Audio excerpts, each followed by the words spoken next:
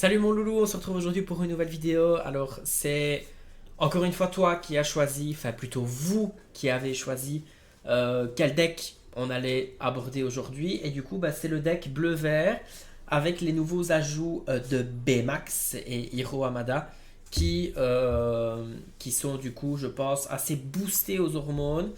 Et du coup ça va donner un nouveau petit deck bien sympathique qui va je pense être jouable, ça c'est sûr et certain. Mais voilà, il faudra quand même un petit peu de tests et de modifications pour voir un petit peu l'étendue du deck. Eh ben j'arrête de parler, on y va, c'est parti, à générique et puis on y va comme d'habitude, hein.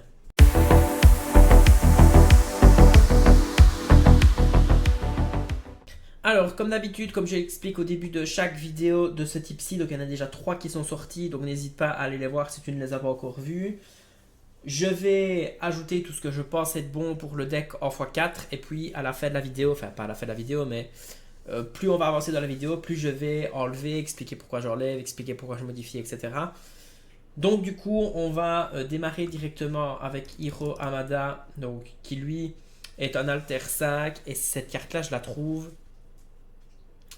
alors je vais pas dire incroyable parce que ça sous-entend que esthétiquement elle est incroyable également, j'aime pas plus que ça. La carte est belle, voilà, on va pas se mentir, mais c'est plus pour son effet. Vos personnages Floodborn avec une carte sous eux gagnent insaisissable et hors d'atteinte. Ça veut dire que seuls les personnages avec insaisissable peuvent les défier et ils ne peuvent pas être ciblés par les adversaires hormis pour un défi. Alors, je ne sais pas si vous vous rendez compte le bordel que c'est. C'est une alter 5, donc dans le bleu elle peut venir vite parce qu'on va ramper. Et les cartes, donc Floodborn, donc en gros les alters qui ont sous eux un support à alter, parce que c'est ça que ça veut dire, gagnent hors d'atteinte et insaisissables. Ça veut dire qu'il y a possibilité d'avoir des alters qui ne vont se prendre littéralement aucun missile avec lesquels vous pourrez partir à l'aventure et même chanter avec, sans prendre le risque de se faire trade derrière parce qu'il n'y a pas énormément de grosses créatures avec insaisissables. J'admets, il faut mettre en place les supports alter plus leur version altérée et jouer Hiro Hamada en alter pour que lui-même profite de son effet ou de le jouer pour 7. Mais vous allez voir que on peut ramper assez vite dans le deck. Alors, étant donné que c'est un Hiro Hamada, on va lui mettre son nouvel ajout, son nouveau copain, donc son nouveau support alter, donc Hiro Hamada, qui lui, quand il est joué, donc quand on joue un personnage Floodborn sur cette carte, on peut piocher une carte. En gros, il va servir de support alter à cet Hiro Hamada-ci, et il va servir de support alter à Baymax qu'on va rajouter après, et qui vous fera de toute façon piocher une carte. Donc c'est pas mal parce que piocher une carte, c'est toujours intéressant. Alors, on pourrait mettre celui-ci, Yokai, alors qui lui a la capacité de faire diminuer de A le coût des capacités alter. Donc celui-ci on pourrait l'alter, celui-ci on pourrait l'alter pour 4 et l'autre gros Baymax on pourrait l'alter pour 3. Je pense que ça peut se tester. Alors on peut mettre la nouvelle Daisy également. La nouvelle Daisy qui dit, elle, qu'une seule fois, donc durant votre tour, lorsqu'une carte est placée dans votre réserve d'encre, choisissez un adversaire qui choisit et renvoie l'un de ses personnages dans sa main. Elle va prendre un petit peu la place de Peter Pan qui existait dans la version du chapitre 6. Parce que ici, elle va donner l'opportunité qu'à chaque fois que vous allez ancrer, et bon, c'est un tour 8, mais vous allez voir, ça va venir assez vite. À chaque fois que vous allez ancrer une fois par tour, la personne en face va pouvoir bounce un de ses personnages. Alors, ok, c'est elle qui choisit. Donc, ça pourrait être dangereux contre les mauves, etc., qui pourraient reprendre les merlins lapins et les merlins chèvres pour profiter de leur effet de sortie et leur effet d'entrée de jeu. Mais contre la plupart des autres match-ups, ça peut être très intéressant parce que du coup, ça vous donne un contrôle de board qui, au final, est quand même le point faible du vert et qui restera le point faible du vert. Même si dans cette version-là, étant donné qu'on va pouvoir mettre des gros tons assez vite, qui en plus vont pouvoir être protégés hors d'atteinte et insaisissables, ben vous allez voir que ça va pouvoir être sympathique. Alors en parlant de gros tons, la carte Baymax Robot Géant, Alter Universel 4. Alors qu'est-ce que ça veut dire Alter Universel? Ben, ça veut dire qu'il peut s'altérer sur n'importe quelle carte personnage de votre choix en payant 4. 3 si jamais vous avez le yokai qui est sur le terrain. Si vous jouez ce personnage en utilisant sa capacité alter, retirez-lui tous les dommages qu'il a sur lui. Alors, généralement, quand on va le mettre, c'est pas pour profiter de cet effet de soin, même si au final on pourrait l'altérer sur un personnage avec lequel on est allé faire un petit trade, comme ça le soigne pour la même occasion. Mais c'est plutôt pour le fait qu'il puisse être alter universel et que là vous allez chanter, enfin vous allez ramper pardon, au tour 2, donc ça va vous donner la possibilité de passer sur le tour 4. Et si vous avez mis un TA ou vous avez mis éventuellement typo, si vous avez mis typo juste avant pour ramper, ben vous payez directement pour jouer Baymax sur typo, donc votre typo va servir à quelque chose. Et puis si vous avez une chanson qui coûte 5 ou 4 dans votre main, ben vous allez pouvoir la chanter tout de suite. Et puis c'est une 5-5, il ouvre pour 2, ça a un gros ton, il est compliqué à aller chercher, un peu à l'instar de Picsou, bleu qui a 5-5 qui se joue pour 4 également. Sauf qu'ici, bah, c'est un support universel, c'est un alter universel. Et si vous l'altérez sur Hero, bah, vous allez piocher une carte. Et en plus, si jamais vous avez Yokai sur le terrain et que vous avez Baymax en main, vous pouvez du coup payer 3 pour l'altérer sur le Yokai. Donc au final, ça peut être sympa. Alors, qu'est-ce qu'on a d'autre d'intéressant là-dedans? Alors, on a le geyser d'encre. Alors, le geyser d'encre, ça, c'est une carte assez technique. Chaque joueur épuise toutes les cartes de sa réserve d'encre. Ensuite, chaque joueur avec plus de 3 cartes dans sa réserve d'encre renvoie des cartes au hasard dans sa réserve d'encre de sa main jusqu'à n'en avoir plus que 3 dans sa réserve d'encre. En gros, le but du jeu, c'est de mettre votre board, de mettre vos gros tons. Et puis, quand vous gérez le board avec les chansons qu'on va mettre après. Et puis, quand vous avez l'opportunité de faire le geyser d'encre, ça veut dire que du coup, vous avez vidé un petit peu votre main. Vous faites le geyser d'encre, vous êtes à l'air, on va dire à 8 ou 9 d'encre. L'adversaire, elle est peut-être à 6 ou 7, qui peut être à tour charnière quand vous jouez contre rouge, le tour 7 évidemment. Vous faites le geyser d'encre, donc d'abord, bien entendu, vous ne faites pas le geyser d'encre tout de suite. Vous dépensez vos encres pour qu'il ne vous en reste plus que 3, comme ça la dernière carte que vous faites c'est le geyser d'encre. Vous, du coup, récupérez des cartes que vous avez placées dans votre réserve d'encre, donc réfléchissez à ce que vous ancrez, parce que c'est des cartes que vous pouvez récupérer. Donc vous pouvez vous permettre d'ancrer des grosses cartes que vous savez que vous allez récupérer. Et d'ailleurs, les cartes que vous allez ancrer avec typo, vous pouvez les récupérer également.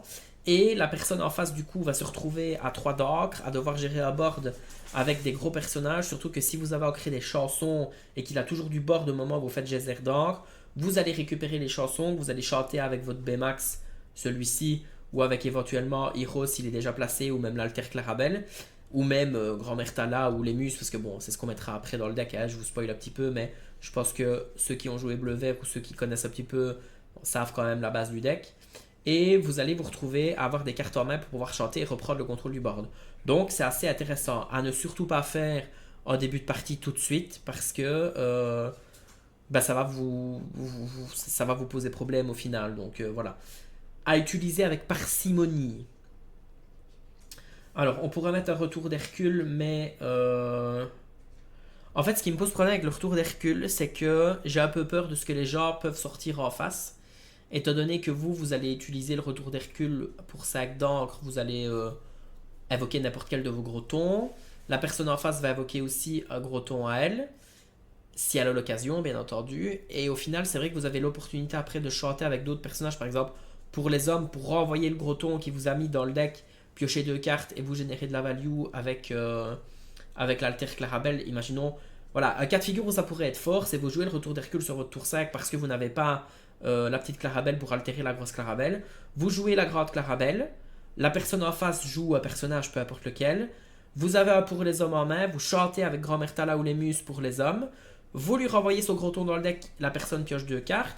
Avec les Muses, vu que vous avez chanté, vous pouvez renvoyer quelque chose de la main de l'adversaire.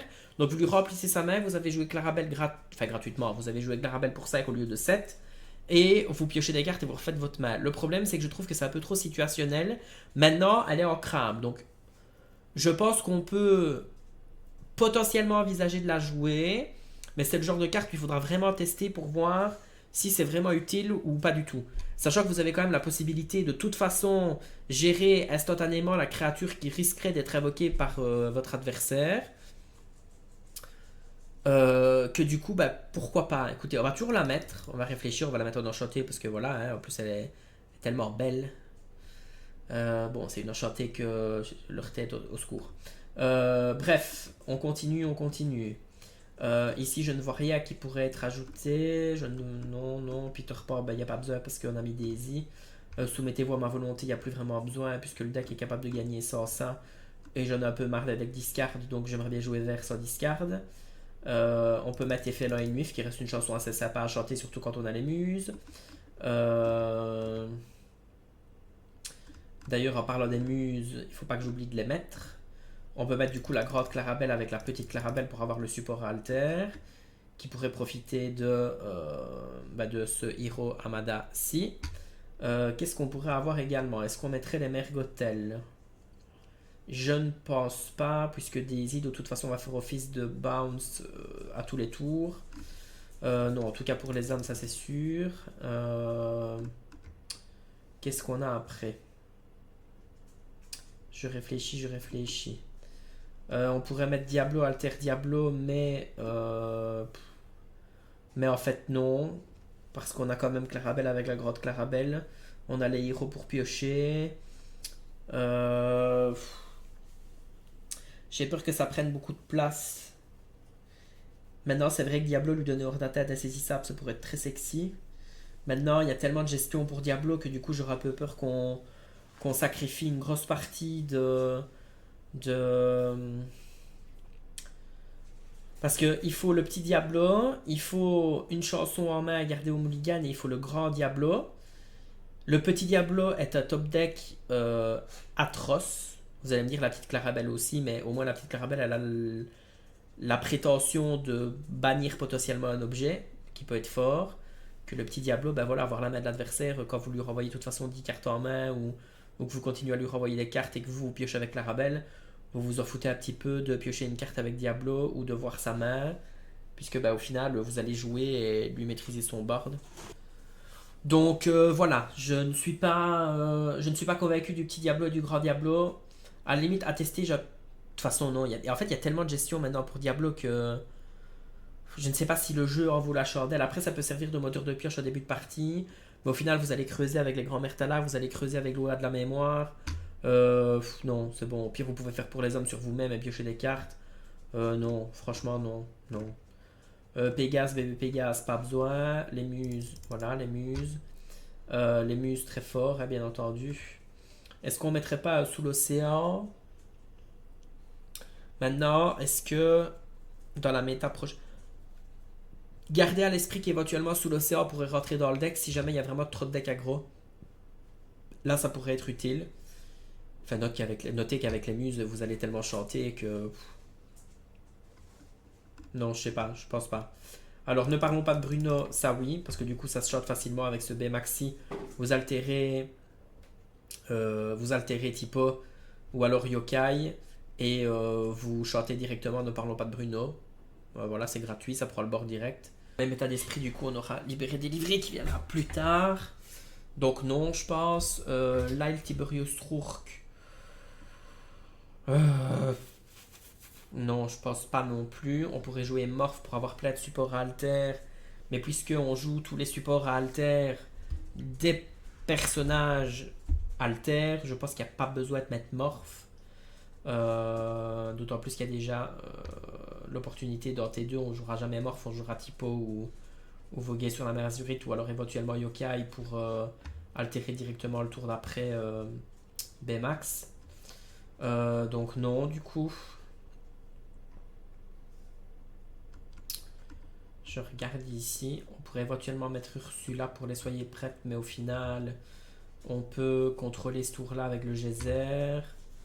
Donc non, du coup, crois-moi, j'ai vu pire. On pourrait éventuellement mettre crois-moi, j'ai vu pire pour piocher et défausser. Parce que du coup, on n'a pas énormément de pioches dans le deck. Et puis ça se chante avec Typo. Et si on a les mus sur le board, on peut refaire bounce quelque chose. Qu'est-ce qu'on a ici? On a Préasion, il n'y a pas besoin, on va pas discarder énormément. Hypnotiser non plus. Je pense que pour la partie verte, on doit être pas loin de bon. Je regarde, je regarde, je regarde. Non, c'est bon. Bon, du coup, on va passer à la partie bleue. Alors, est-ce qu'on pourrait jouer cette Clarabelle là qui serait un autre support à alter? Vos autres personnages soutiens gagnent plus 1 d'attaque. Bah non, du coup, parce que ça sert pas à grand chose.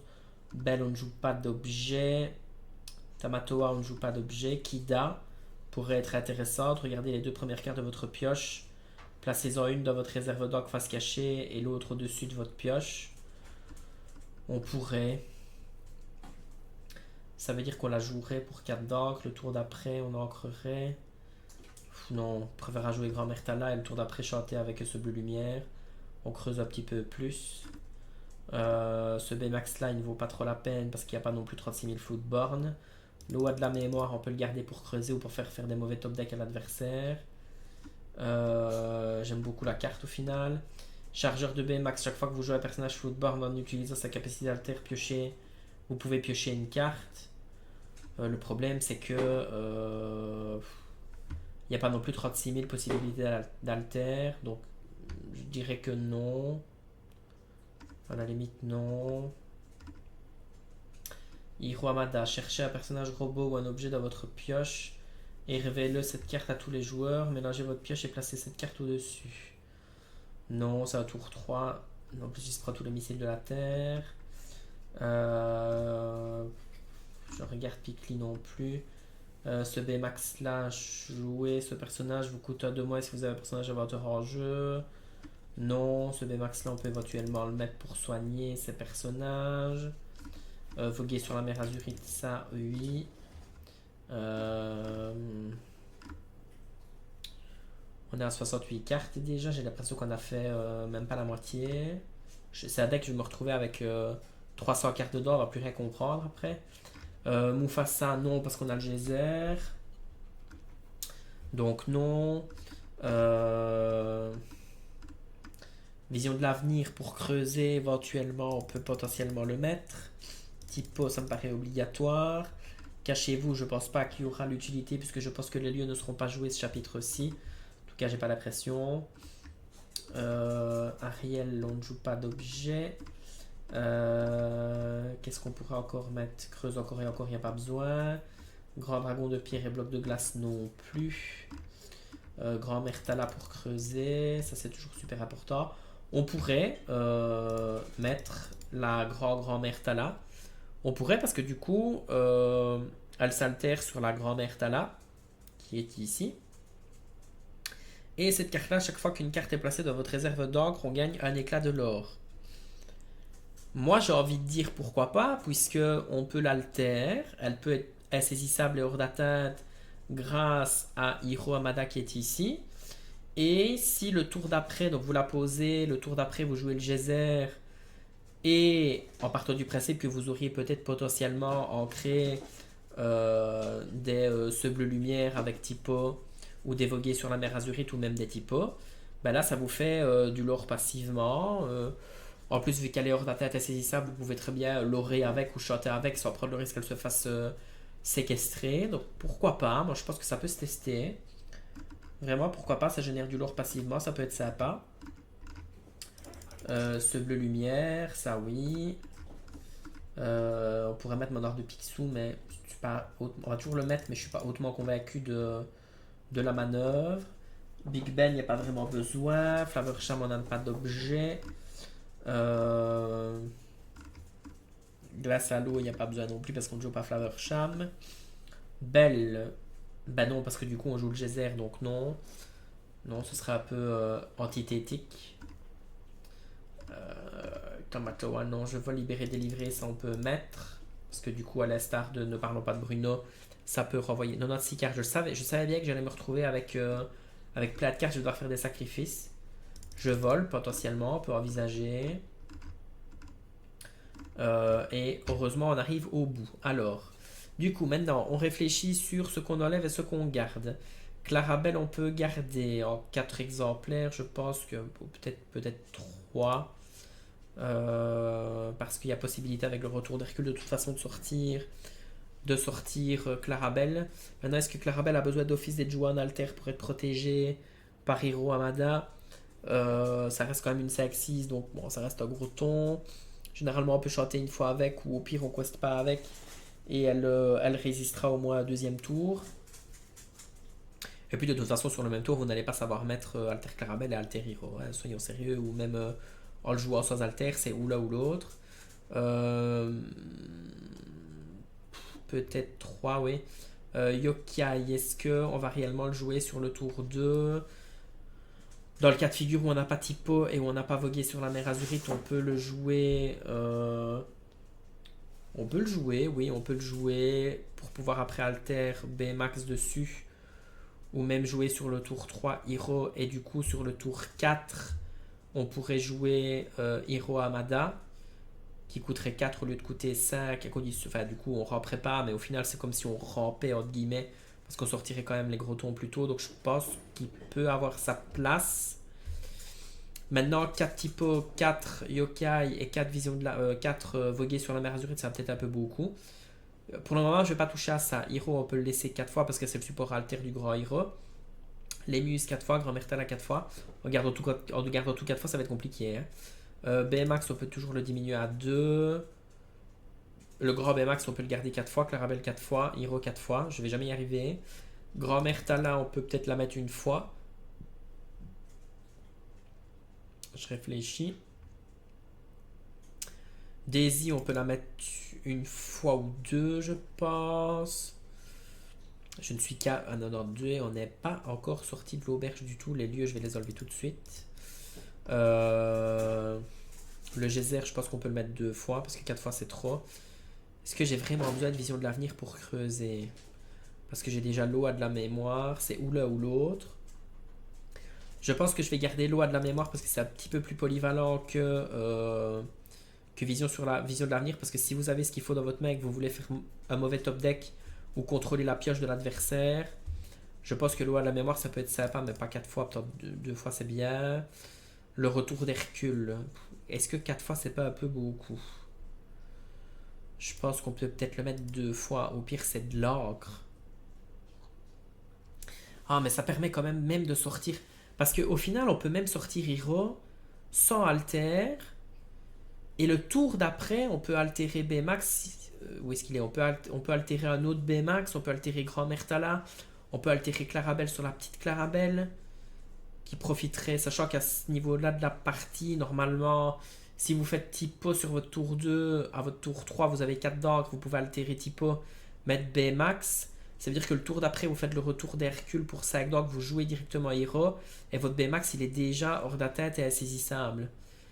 Et si au TA, vous avez mis Clarabelle, et que du coup, le tour après, vous altérez Clarabelle, ben votre Clarabelle aussi, elle devient hors d'atteinte et insaisissable.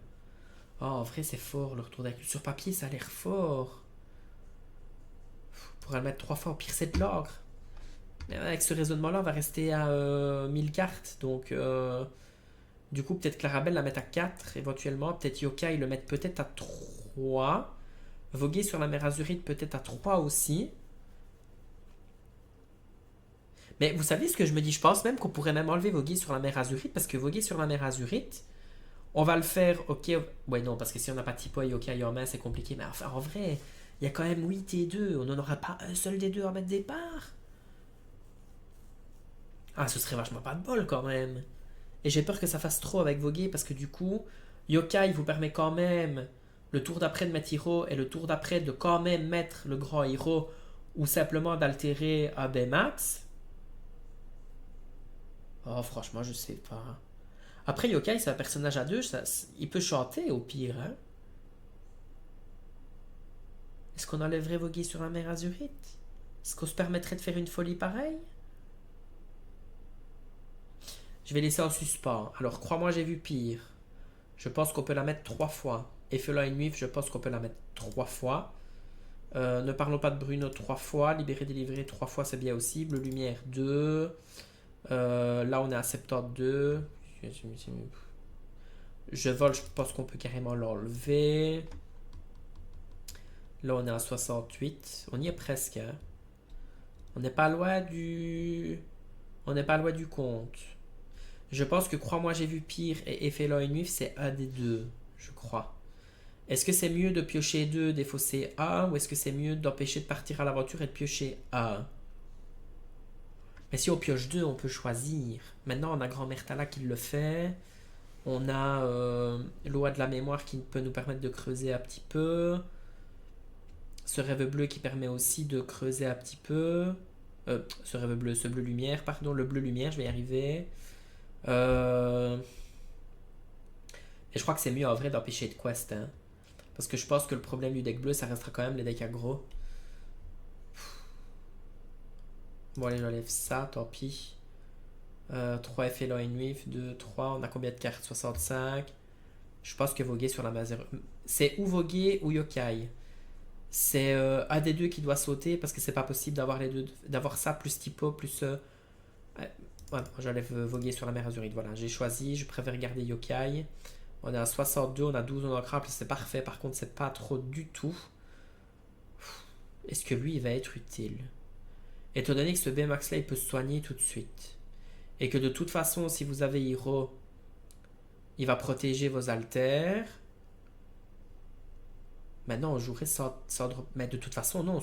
Sur le tour 5, il est où? Sur le tour 5, on va jouer le retour d'Hercule. Donc on peut enlever BMAX et on arrive à 60 comme ça. Ouais. Je pense que là-dessus, on part sur quelque chose déjà de correct. J'ai décalé un petit peu ma tête, comme ça vous voyez l'entièreté du deck parce que du coup ma tête cachait un petit peu ce qu'il y avait de ce côté-ci. Donc on refait le topo, Clarabelle, Yokai, Tipo, Hiro Hamada, les Muses, Grand Mertala, Baymax, Clarabelle, Hiro, Grand Mertala en une fois.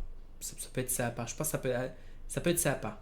Daisy, maintenant on la mettrait pas qu'une fois pour mettre Yokai, parce qu'au pire si on l'ancre avec Tipo, on peut la récupérer avec le geyser, hein.